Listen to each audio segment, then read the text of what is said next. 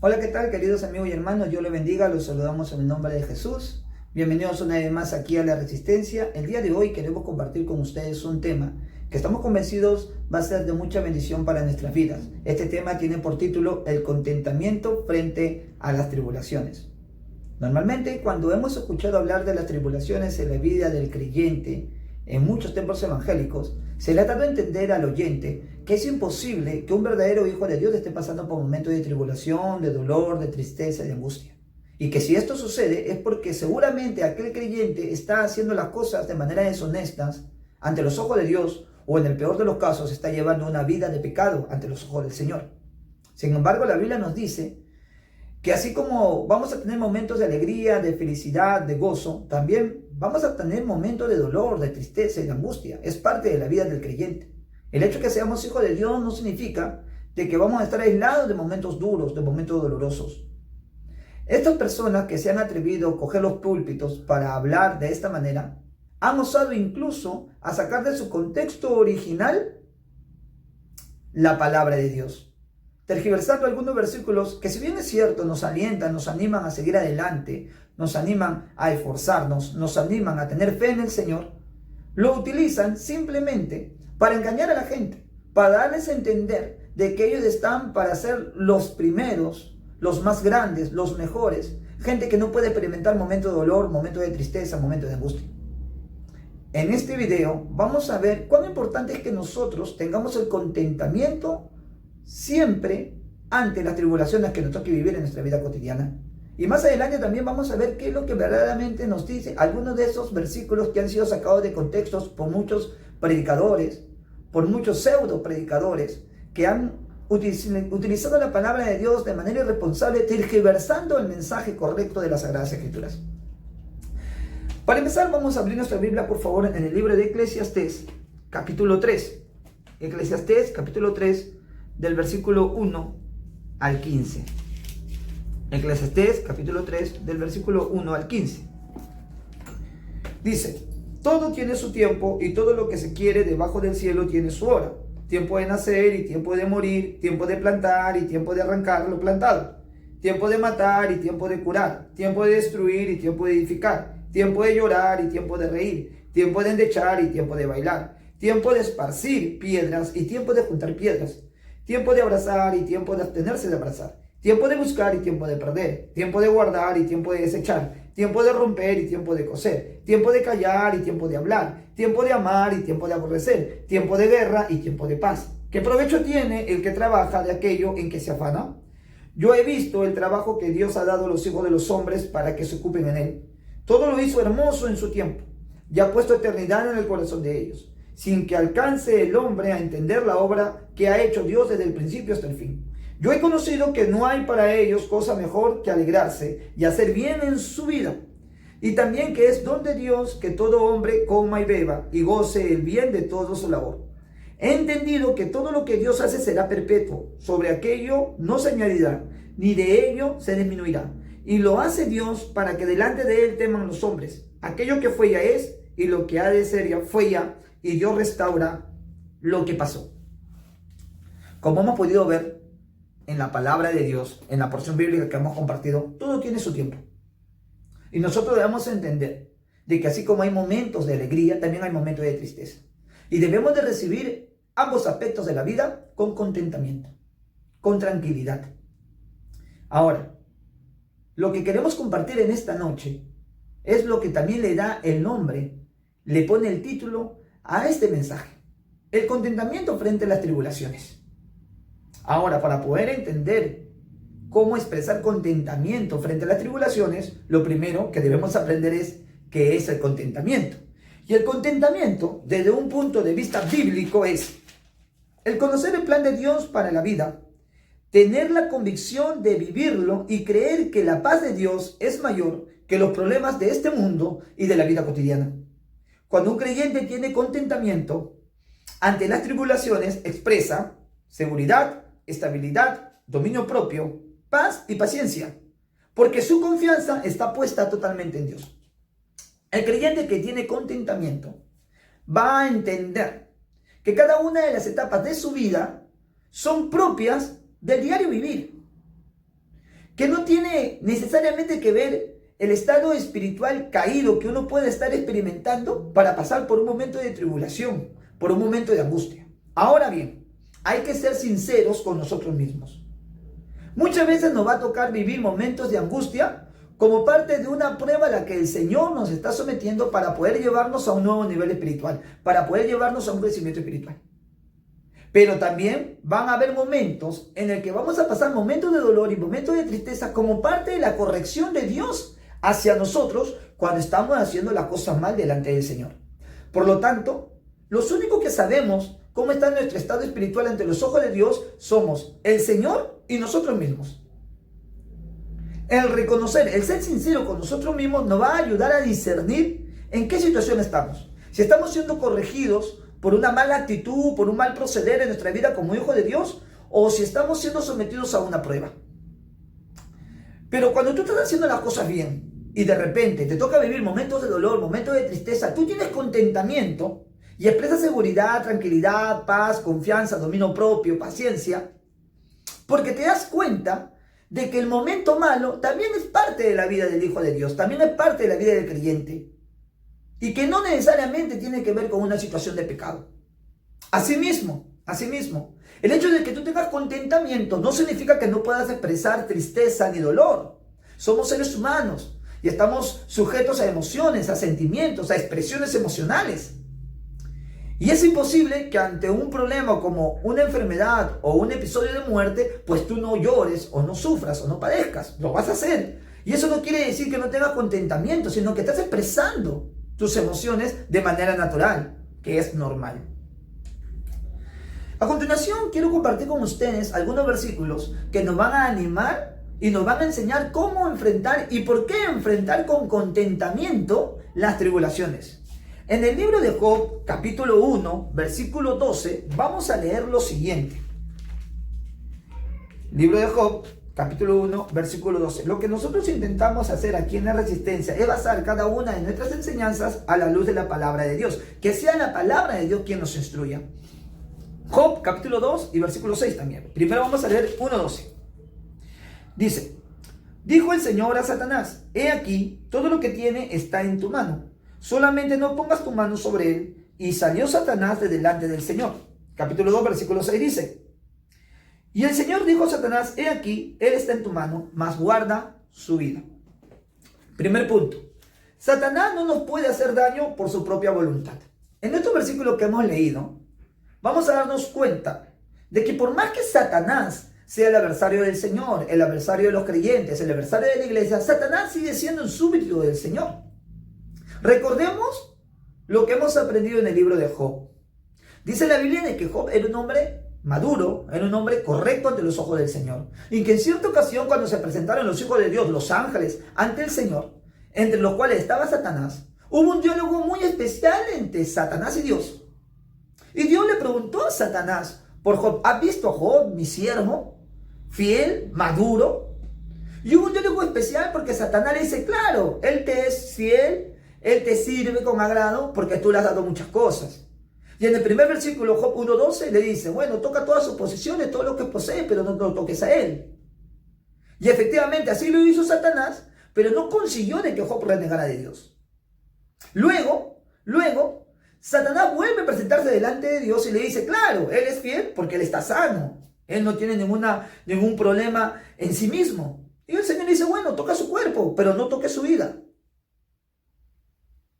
Algo que nosotros debemos entender es que por más que pasemos por momentos difíciles, por momentos de angustia, por momentos de tribulación, y tratemos de hacer responsable a Satanás de dichos momentos, es que Satanás sigue siendo súbdito del Señor. Y es más, nosotros cometemos un gravísimo error cuando todos en el mismo tiempo, en el mismo momento, hacemos responsable a Satanás de las cosas malas que nos suceden.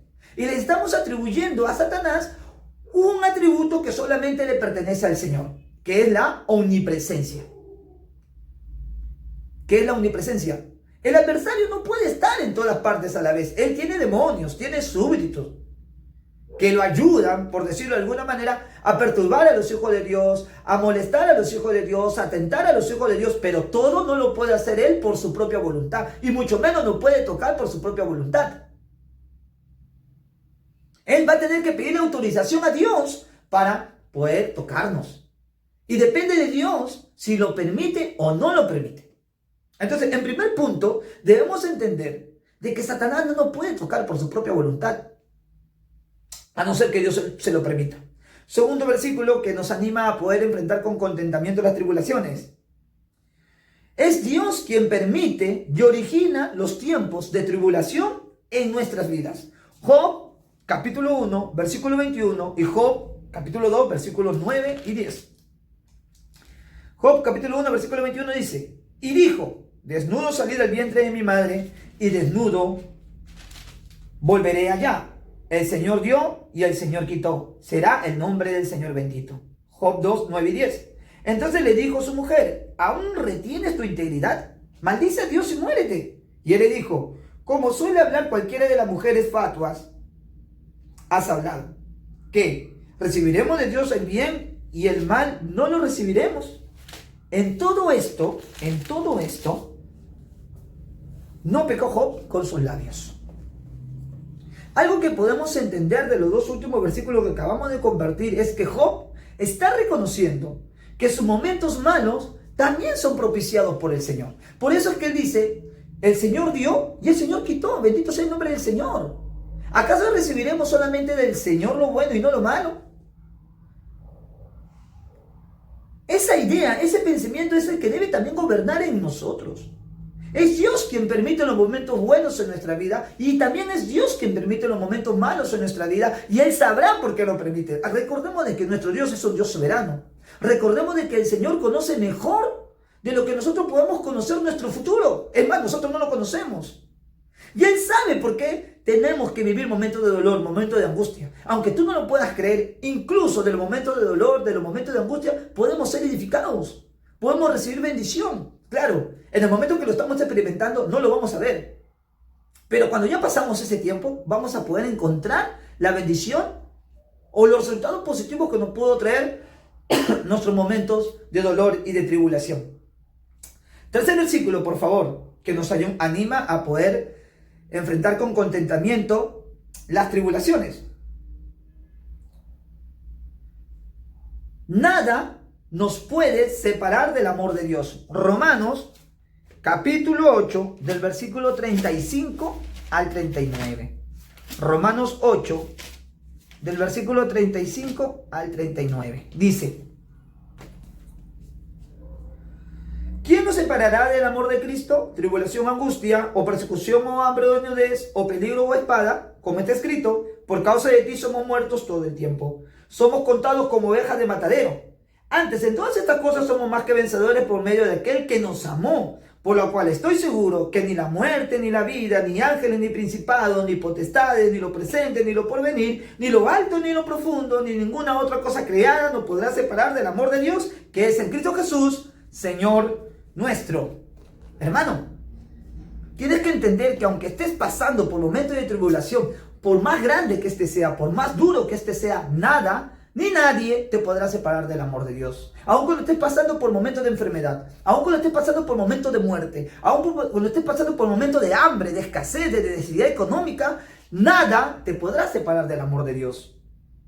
Debes de entenderlo eso, para que tú puedas enfrentar las tribulaciones con contentamiento. Siguiente versículo.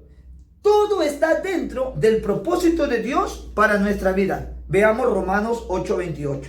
Y sabemos que a los que aman a Dios, todas las cosas les ayudan a bien. Esto es, a los que conforme a su propósito son llamados.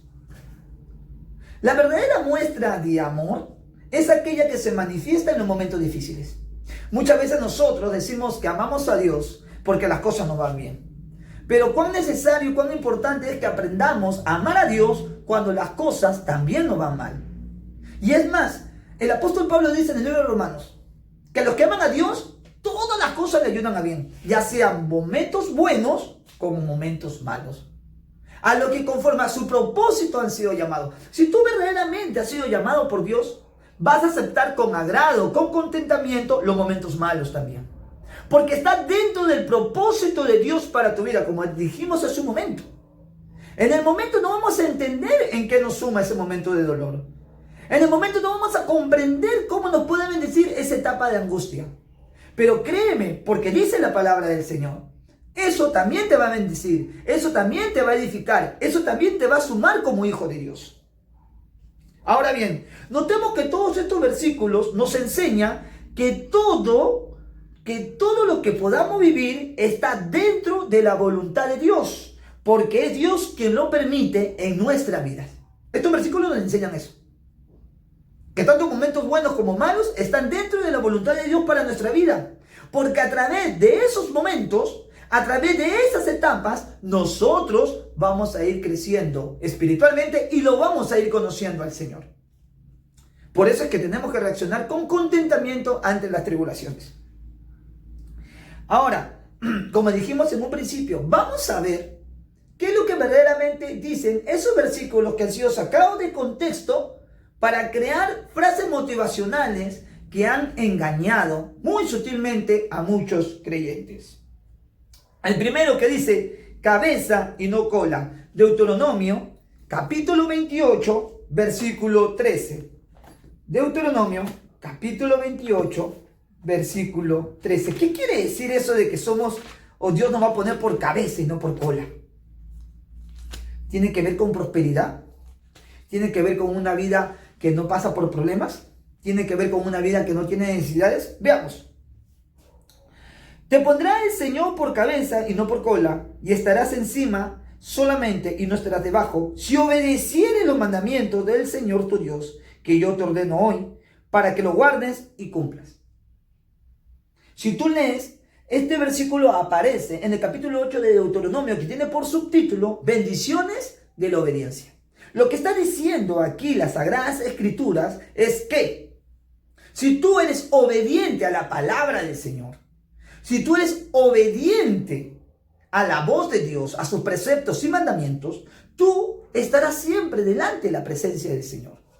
Tú nunca vas a estar siendo aplastado por tus enemigos, nunca vas a estar siendo aplastado por tus adversarios, nunca vas a estar siendo aplastado por las circunstancias negativas, sino que ante todas esas cosas tú vas a salir a flote únicamente porque vas a estar dependiendo de la presencia de Dios. Si tan solo eres obediente, es el Señor quien te va a ayudar a ser cabeza y no cola, quien te va a poner siempre por encima y no por debajo de las circunstancias negativas que te toque vivir o de los adversarios que te tocan enfrentar. Pero esto no tiene nada que ver con el hecho de que vas a ser profesional, vas a tener mucho dinero, vas a tener tu propio negocio, que no puedas vivir momentos difíciles. No tiene nada que ver con eso. No tiene nada que ver con que la gente te va a reconocer como alguien importantísimo, como alguien sobresaliente. No tiene nada que ver con eso. Aquí lo que está diciendo la palabra del Señor es que si tú obedeces los mandamientos, el Señor siempre te va a poner adelante y no atrás. El Señor siempre te va a poner encima de tus adversarios y las circunstancias negativas, porque tú dependes de Dios y porque eres obediente del Señor.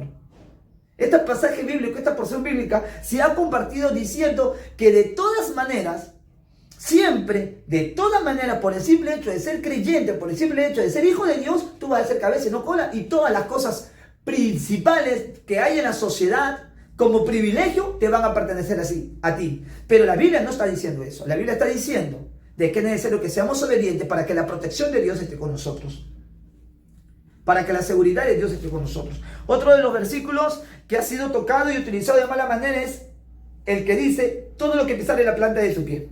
Josué 1:3. Josué 1:3. Ahí nomás, al ladito del libro de Deuteronomio que acabamos de leer, vamos a encontrar el libro de Josué y vamos a leer este versículo que ha sido también tergiversado, que ha sido también mal empleado. Josué 1:3 dice: yo os he entregado, como lo había dicho Moisés, todo lugar que pisare la planta de vuestro pie. Moisés, quien había sido levantado por el Señor para sacar al pueblo de Israel de la opresión en Egipto, ya había muerto. Y Josué fue levantado por Dios como sucesor de Moisés. Y entonces el Señor le da esa palabra a Josué. Y le dice: todo lo que pisare la planta de sus pies os será de ustedes, será de ustedes. Pero no está hablando solamente de los pies de Josué, sino de todo el pueblo que él iba a estar liderando. ¿Por qué? Porque Josué estaba frente a Jericó. Ya estaba teniendo que repartir la tierra prometida. Ahora, notemos lo siguiente. El libro de Josué pertenece a la clasificación de los libros históricos del Antiguo Pacto. Esto quiere decir que los hechos que leemos en el libro de Josué son hechos que ya tuvieron su tiempo y espacio, son hechos que ya sucedieron y que no se van a volver a repetir. Esta palabra que vemos en el libro de Josué es una palabra para Josué, no es una palabra para ti, no es una palabra para mí. Ahora, si tú quieres creer que esta palabra te puede bendecir, te puede animar a seguir esforzándote, es otra cosa. Pero ten en cuenta que esta palabra no es para ti, no es para mí. Fue para Josué en su debido tiempo, en su debido momento. Le está diciendo todo lo que pisa la planta de tu pie, Josué. ¿Por qué? Porque Josué iba a liderar al pueblo a conquistar la tierra prometida. Porque cuando entraban a la tierra de Canaán, esta tierra aún estaba habitada por enemigos, por adversarios a quienes ellos tenían que vencer, que derrotar para poder ocupar esa tierra, de la cual el Señor les había prometido a sus padres, a sus antepasados. Eso es lo que está diciendo este versículo. Entonces no es que tú o yo vamos a ir pisando un carro, esto es mío, porque la Biblia dice que todo lo que pisa la planta de mis pies. Voy a ir a un departamento, esto es mío, porque la Biblia dice lo que pisa la planta de mi pie. Mira, amigo, hermano, que me estás viendo a través de este video, que me estás escuchando. Hay personas que no conocen a Cristo, que son ateos, que reniegan de la religión, que reniegan del Señor y que tienen muchísimas cosas. ¿Y sabes cuál es la clave? El trabajar, el esforzarse. Esa es la clave. Estamos practicando cosas del ocultismo en la iglesia, metafísica en la iglesia. Estamos haciendo de la iglesia un lugar donde se practica brujería, santería. Porque cuando todo el tiempo uno está diciendo y todo lo que pisa la planta de mi pie, y todo lo que pisa la planta de mi pie, y todo lo que pisa la planta de mi pie es mío, eso es santería, eso es brujería. Porque no se está tomando conciencia verdaderamente de lo que están diciendo las Sagradas Escrituras. Ahora, yo también creo de que Dios puede actuar como actuó con José en nuestra vida. Sí, lo puede hacer, pero eso está dentro de su soberana voluntad. No es una obligación para Dios hacer en nuestra vida lo que hizo con Josué. Porque lo que hizo con Josué fue algo particular, vuelvo a repetir, en su tiempo y espacio. Otro versículo que ha sido tocado de mala manera. Declarar cosas positivas. Proverbios 18, 21.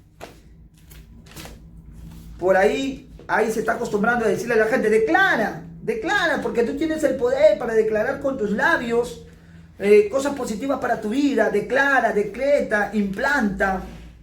Vamos a ver qué dice la palabra del Señor. Proverbios 18, 21. Dice, la muerte y la vida están en el poder de la lengua, y el que la ama comerá de sus frutos. Ahora, vamos a ver el versículo más adelante, por favor, para poder entender lo que nos dice este versículo 21. El hermano ofendido es más tenaz que una ciudad fuerte. Estoy leyendo desde el versículo 19. Y las contiendas de los hermanos son como cerrojos de alcázar. Del fruto de la boca del hombre se llenará su vientre.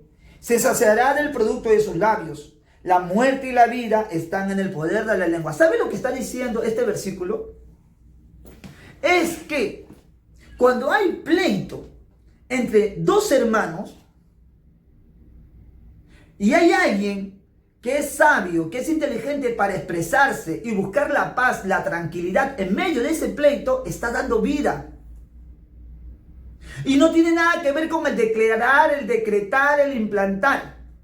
Está diciendo que la persona que con sus palabras logra apaciguar, logra poner paz en la amistad que pueda haber entre dos hermanos, es una persona sabia, es una persona necesaria. Y sus palabras dan vida. ¿Por qué? Porque incluso en el medio del enojo hasta puede haber muerte, puede haber pleito y llevar a la muerte. ¿Cuántas personas han perdido la vida por estar discutiendo con un amigo, un hermano, un vecino? A eso se está refiriendo la palabra del Señor. A esa capacidad de dar vida, por tener la característica de que con sus palabras pueda traer paz, pueda traer tranquilidad en medio de un pleito y una contienda. Así que dejemos de lado esa idea de declarar y decretar y de que todo lo que nosotros digamos pues será positivo para nuestra vida. Dejemos el positivismo de lado porque la palabra de Dios no nos enseña eso. Y si hay alguna congregación que practique esas cosas, está en tiempo aún para poder corregirse. Analicemos la palabra de Dios según lo que nos dice el contexto original. Todo lo podemos en Cristo que nos fortalece. Filipenses 4:13. Todo lo puedo en Cristo que me fortalece. Es un versículo muy repetido, harto conocido, creo que es uno de los versículos más mencionados a lo largo de toda la historia de la iglesia evangélica. Ahora, se utiliza este versículo cuando alguien tiene que dar un examen, cuando alguien está enfermo, cuando alguien está débil, cuando alguien está cansado, cuando alguien tiene que ir a trabajar, cuando alguien tiene que ir a estudiar. ¿Y podemos usar ese versículo para todos esos momentos? La respuesta es no. Si tú revisas el contexto en el que aparece este versículo, te vas a dar cuenta que el apóstol Pablo dice estas palabras seguidamente de expresar algo que a muchos no les gusta reconocer. Y él dice: yo sé vivir en escasez como sé vivir en abundancia. Lo que pasa es que el apóstol Pablo estaba viviendo en ese momento por escasez económica. E incluso la iglesia estaba buscando que apoyarlo, que ayudarlo económicamente, a lo cual él se niega. Él dice: no, distribuyan el dinero en lo que es necesario. Yo he aprendido a vivir en abundancia como también en escasez. Todo lo puedo en Cristo que me fortalece. ¿A qué se está refiriendo esto? A poder enfrentar con tranquilidad, con paciencia, con confianza en el Señor, una escasez económica, una necesidad económica. Ese es el contexto correcto. Entonces, ¿dónde y cuándo tienes que utilizar ese versículo? Cuando estás pasando por una escasez económica. Todo lo puedo en Cristo que me fortalece. Yo puedo también soportar esta escasez económica, porque así como el apóstol Pablo lo pudo soportar gracias a que él tenía la confianza puesta en el Señor en ese momento de escasez, yo también lo puedo hacer. Todo lo puedo en Cristo que me fortalece. En medio de mi escasez económica, el Señor me fortalece. Por favor, no saquemos de contexto la palabra de Dios. Por último, Juan 14:13.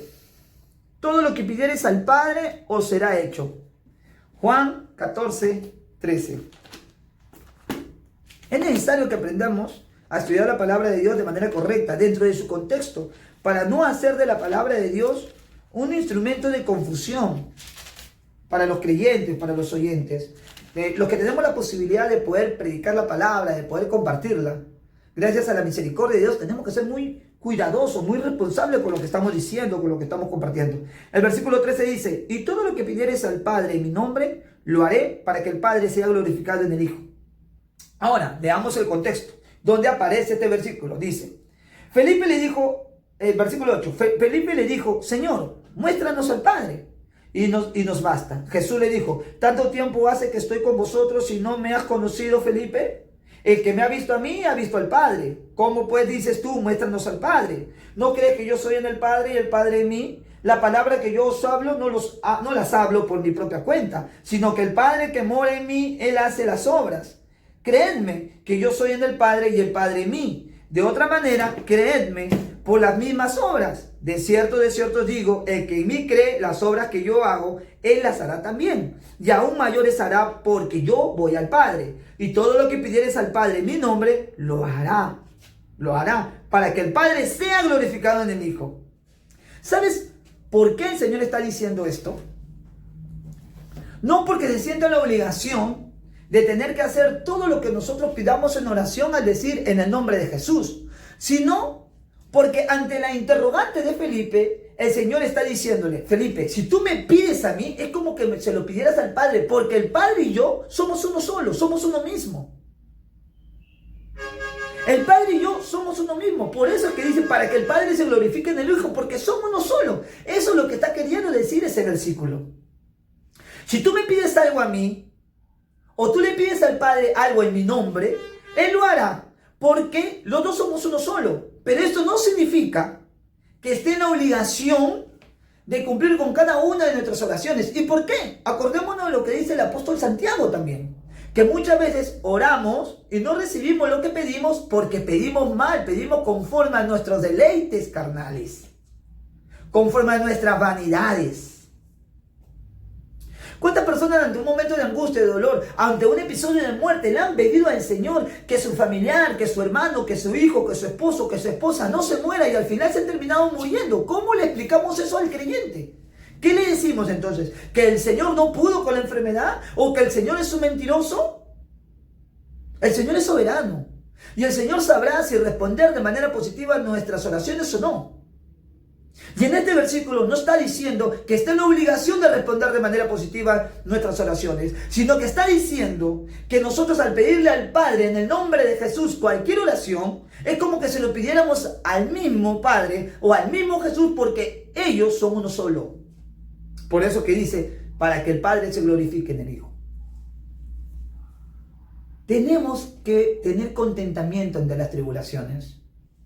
No nos dejemos arrastrar por falsos pensamientos, por falsas doctrinas. No nos dejemos confundir por falsas enseñanzas. Estudiemos la palabra de Dios, escudriñémosla. Aunque sea tedioso, aunque muchas veces sea cansino, hagámoslo porque eso nos va a enseñar verdaderamente qué es lo que el Señor nos está hablando. Dios te bendiga muchísimo. Gracias por tu tiempo. Esperamos de que este video haya sido de mucha bendición para tu vida. Será hasta una próxima edición. Dios te bendiga muchísimo. Tú y yo somos la Resistencia. Te queremos muchísimo. Chao. Bendiciones.